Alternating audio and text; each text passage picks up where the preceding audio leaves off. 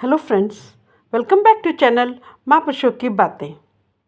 साथ संगत जी, सबको प्यार भरी राधा स्वामी। आइए सुनते हैं कुछ प्रेरणादायक वचन। ये वचन राधा स्वामी सत्संग व्यास द्वारा प्रकाशित तथा श्री महेंद्र सिंह जोशी द्वारा लिखित पुस्तक अमृत नाम में से लिए गए हैं।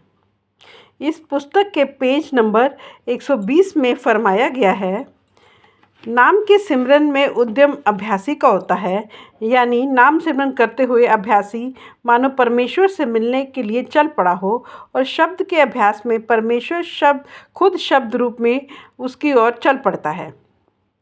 वह अभ्यासी के अंतर में पहले पहुंचता है और अभ्यासी बाद में। शिष्य के अपने एक कदम उठाने से पहले परमेश्वर करोड़ कदम उठा चुका होता है। अक्षरी नाम और शब्द, जिस अनंत शब्द के द्वारा हरित जीव को अपने घर बुला सकता है, वह शब्द को सुनने के लिए सिमरन की सहायता लेनी पड़ती है। जेट हवाई जहाज उड़ने के लिए बनाए जाते हैं और वे एक बार उड़ान भर लेते हैं तो मीलों तक बिना रुके उड़ते चले जाते हैं, पर वह एकदम ज़मीन से उठकर आकाश में नहीं पहुंच जाते। उनको ऊंचा उठने के लिए हवाई पट्टी पर दौड़ लगानी पड़ती है। इस दौड़ का मतलब धरती की पकड़ को तोड़ना होता है। अक्षरी नाम सिमरन प्रभु प्राप्ति के सफ़र के लिए उक्त दौड़ का कार्य करता है। इस सिमरन से सच्चे शब्द तक रसाई होती है और शब्द आगे ले जाकर परम पिता की गोद में बिठा देता है। जब शब्द सुनाई देने लगता है तो उसके बाद जो नाम का अभ्यास किया जाता है वह शब्द की कमाई के रूप में ही किया जाता है। दूसरे शब्दों में सिमरन का कार्य मन रूपी बर्तन को साफ करना है और सूरत की शरीर से सिमट कर शब्द के साथ जुड़ने में मदद करना है। जो व्यक्ति गुरु के उपदेश के अनुसार नाम का सिमरन करता है उसे सच्चा हरिभक्त समझो। उसको अपने हृदय में अनंत शब्द की ध्वनि का अनुभव होता है। प्रभु के नाम को दोहरा कर उसे याद या स्मरण करना सिमरन है और अंतर में सुनाई देने वाली धुन में लिव जोड़ना, उस पर ध्यान केंद्रित करना शब्द अभ्यास है। ये सही है कि अधिकतर स्थानों पर नाम और शब्द का समान अर्थों में प्रयोग किया गया है।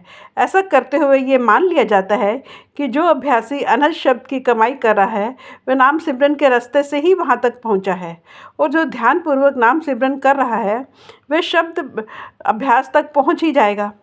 वैसे नाम भी प्रभु का, शब्द भी प्रभु का, इस दृष्टि में अंतर है भी नहीं। जब सूरत शब्द के अभ्यास से सत्संगी को यह अनुभव हो जाता है कि मैं अपने शरीर का कोई अंग या अंश नहीं, इससे अलग और ऊंची चीज़ हूँ। मेरा सच्चा आदि और स्थायी नाता इस लहू और मिट्टी के आकार से नहीं, इस आकार के अंदर व्याप्त, इससे कार्य करती हुई ईश्वरीय सत्ता से है, तो वह अपने त्रिगुणात्मक शरीर के लिए मर जाता है और उस सत्ता से जी उठता है। इस प्रकार जीवित होने पर उसे फिर नहीं मरना पड़ता। यह कल्याणकारी मौत उसे मुक्ति का अधिकारी बना देती है। उसका जन्म मरण का सिलसिला सदा के लिए खत्म हो जाता है। सच्चे मालिक की दरगाह सच्ची है। उस दरगाह में पापों, दुष्कर्मों से मलिन आत्माएं प्रवेश नहीं कर सकती। जिस आत्मा पर शब्द की मोहर लगी हो वही उसमें दाखिल होने के लिए स्वीकार की जाती है। भाव केवल शब्द के अभ्यास से ही मालिक के साथ एक रूप हुआ जा सकता है। कर्मों का हिसाब हर एक को देना पड़ता है, चाहे वो छोटा हो या बड़ा। पर जो जीव यहाँ पर पूर्ण गुरु के द्वारा शब्द के साथ जोड़ दिए जाते हैं उनसे किसी प्रकार की पूछताछ नहीं होती। किसी की क्या मजाल है कि इस तरह अंकित किए हुए प्राणी का मार्ग रोक लें। यह निशान या परवाना शब्द का भेद जानने और उसका अभ्यास करने से प्राप्त होता है। जिन सौभाग्यशाली अभ्यासियों को अंतर में शब्द की धुन सुनाई देने लगती है उनका हरि के दर पर आदर पाना निश्चित हो जाता है। सच शब्द निशान की व्याख्या करते हुए भाई वीर सिंह जी लिखते हैं, मुराद है कि सच्चा शब्द निशान होकर मुझ पर पड़ा हुआ है, इसलिए आपसे मेरा निरंतर संबंध प्रकट है। निशान से भाव है कि मुझ पर आपका जन होने का एक निशान पड़ गया है, वह है शब्द। कई बार 2-2, 4-4 चरवाहों की भेड़ें एक ही चरागाह में इकट्ठी हो जाती हैं, पर वे आपस में मिल नहीं जाती, क्योंकि हर एक ने अपने स्वामित्व के जानवरों पर अलग रंग छिड़क रखा है।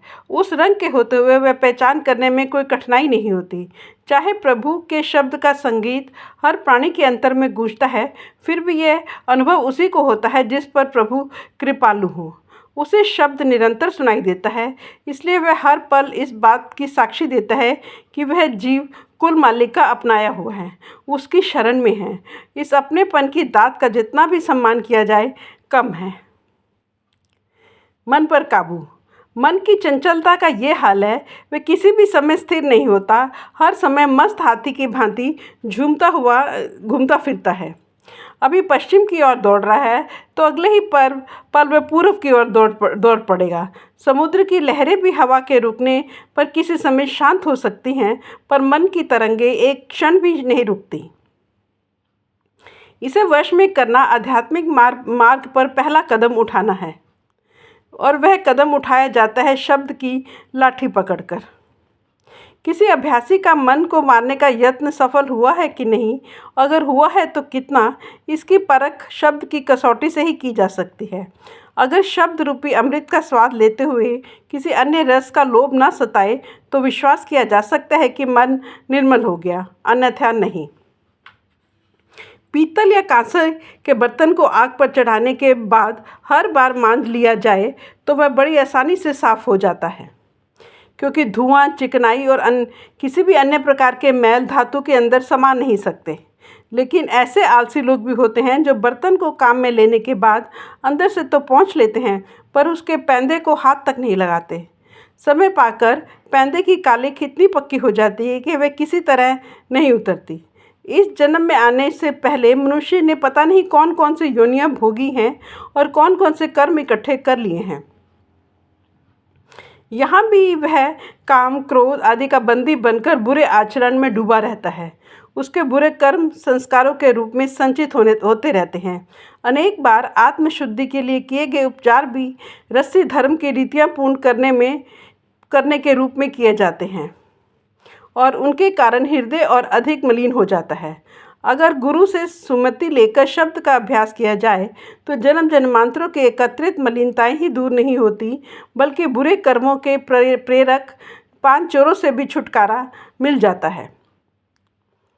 किसी दलदल भरे पोखरे के किनारे बैठकर उसके गंदे पानी से कपड़े धोने लगे तो उनके और अधिक गंदे हो जाने का भय रहता है। झूठ से नहीं मिटाई जा सकती। मन पर जमे घने मैलों की परतों को केवल शब्द की खार ही उतार सकती है। शब्द का अपना रंग ऐसा कल्याणकारी है कि उसके संपर्क में आकर जीव की संपूर्ण मलिनता दूर हो जाती है और वह साफ सुथरा हो जाता है।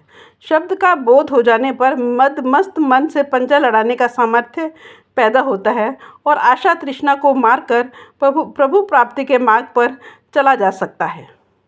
शब्द के प्रकट होने पर काम, क्रोध आदि पांच विकार चुपचाप चले जाते हैं। वे इस समर्थ का तेज सह नहीं सकते, और अंतर में जितनी भी गंदगी पैदा होती है, काम, क्रोध आदि वासनाओं से ही पैदा होती है। तृष्णा एक साधारण अग्नि होती है जो सारी वनस्पति में छिपी रहती है और जो पानी, रेत, ऊन के कंबल आदि से कैसे भी बुझा ली जाती है। एक और आग होती है तृष्णा, जो बड़ी भयंकर है। वह मनुष्य के हृदय में शोले बनकर जलती रहती है और बिना शब्द के किसी और तरीके से वश में नहीं आती। अगर कोई सोचता है किसी विशेष पदार्थ की प्राप्ति से या उसका प्रयोग करके उसके प्रति उसकी तृष्णा समाप्त हो जाएगी, तो वह अपने आप को धोखा दे रहा है। इस प्रकार तृष्णा को मिटाने का यत्न उल्टा उसे भड़काने का कारण बनता है। परंतु शब्द रूपी अमृत का सेवन तृष्णा को जड़ से उखाड़ देता है, उसे सदा के लिए शांत कर देता है, चाहे वह तृष्णा किसी भी प्रकार की हो। गुरु के शब्द से केवल प्यास ही नहीं बुझती, वह सुख मिलता है, परम सुख, सहज सुख, जिसमें कभी कमी नहीं आती। फ्रेंड्स, अपनी इस वीडियो को आज हम यहीं समाप्त करते हैं। अगली वीडियो में हम आगे बढ़ेंगे। Thank you.